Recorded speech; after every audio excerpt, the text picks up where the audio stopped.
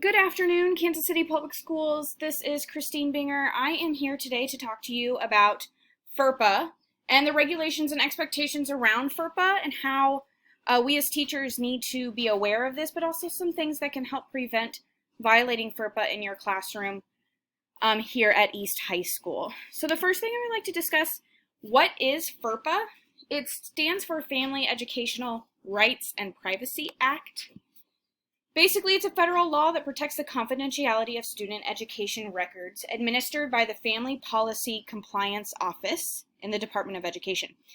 In short, we are protecting our students' information from getting to the public or into the hands of somebody who does not need it or use it for educational value.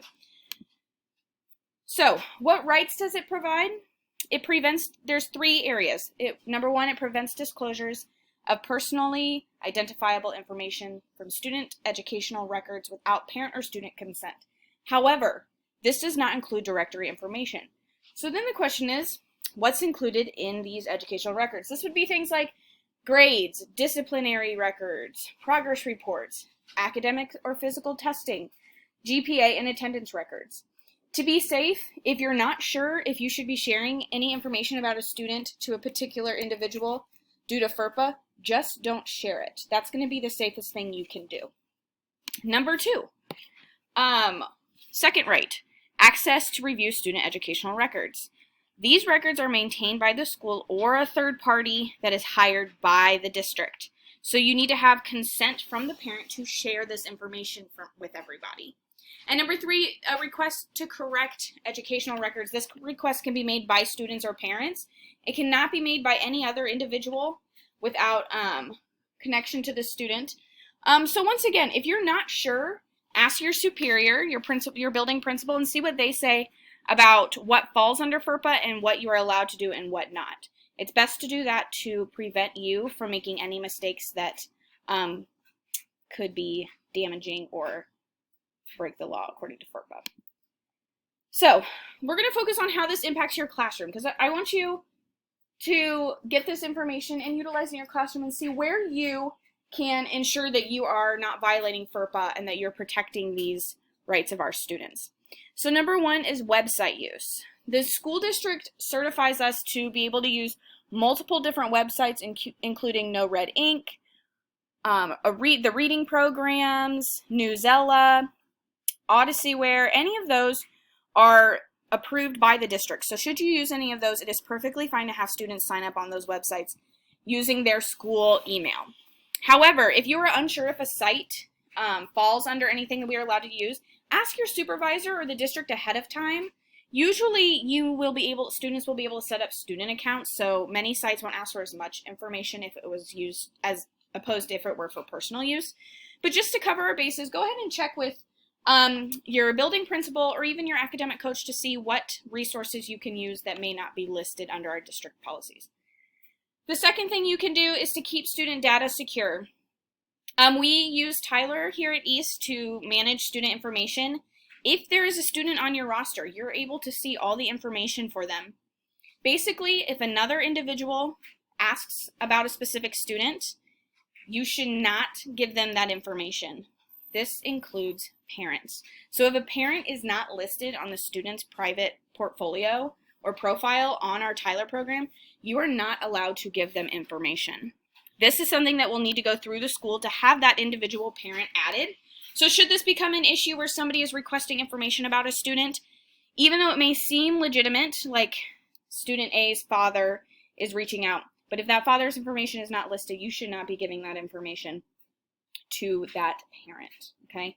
When it comes to discussing with other teachers, they need to have a legitimate educational goal. So are they another teacher? Are they a resource officer or teacher in the building, such as our communities and schools rep or our psychologist?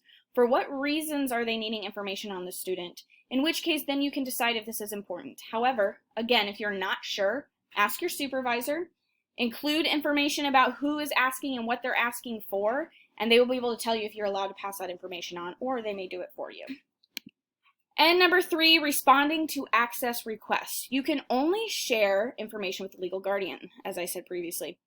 If you do not have access to student records, let's assume it's not yours to look at. So if you know of a student in the building that you have gotten to know over a period of time, but you don't have them in any of your classes, it's really none of your business to be looking into information about them, their grades, their discipline records, or things like that. Leave it up to their teachers, but you are obviously more than welcome and encouraged to share information you are learning or any concerns you may have about the student with teachers, administrators, or other building representatives in our building. So, 8 ways to ensure compliance across the board. We need to raise awareness. This is something we need to be aware of and on top of to ensure that we aren't violating FERPA laws and the privacy that our students deserve. Number 2, we need to confirm that it applies to our school. Basically, that means any school that gets federally funded is required to follow FERPA. Very few schools are not federally funded. In fact, no schools in our district are not federally funded. So it applies to all of us. Number 3 is to stay informed.